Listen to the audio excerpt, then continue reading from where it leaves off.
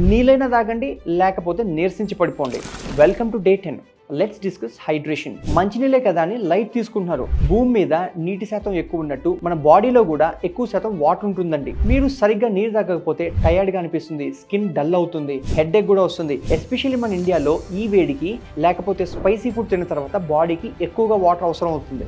ఎంత వాటర్ తాగాలి అన్న మన surface area of the skin లావుగా ఉండే వాళ్ళకి సర్ఫేస్ ఏరియా ఎక్కువగా ఉంటుంది అండ్ స్వెట్ లాస్ ఎక్కువ ఫ్లూయిడ్ పోతుంది కాబట్టి, అండ్ టెంపరేచర్ వేడిగా ఉన్నప్పుడు ఎండాకాలంలో ఇంకెక్కువగా నీళ్ళు తాగాల్సి వస్తుంది. అంతేగాని అథ్లీట్స్ దగ్గర నుండి అమ్మమ్మల వరకు, కాశ్మీర్ నుండి కన్యాకుమారి దాకా అందరికీ 3 లీటర్స్ a day అని బాటిల్ పెట్టుకొని తాగాల్సిన అవసరం లేదండి. కోకోనట్ వాటర్, చాస్, నింబు పానీ కూడా హైడ్రేషన్కి బాగానే ఉంటాయి. కానీ కాఫీ, టీ, కూల్ డ్రింక్స్ ఇవన్నీ కౌంట్ అవ్వండి. సింపుల్ టిప్, యూరిన్ కలర్ చూసుకోండి.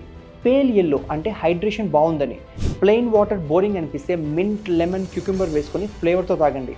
వాటర్ని ఒక కార్లో కూలెంట్ లాగా కన్సిడర్ చేయండి. కూలెంట్ లేకపోతే ఇంజిన్ హీట్ అయిపోతుంది కదా, అలాగే మన బాడీలో కూడా. ఇప్పుడు ఒక సిప్ తీసుకోండి. చాయ్ మీద డిపెండ్ అయిన వాళ్ళతో ఈ రీల్ షేర్ చేయండి. Follow me for day 11.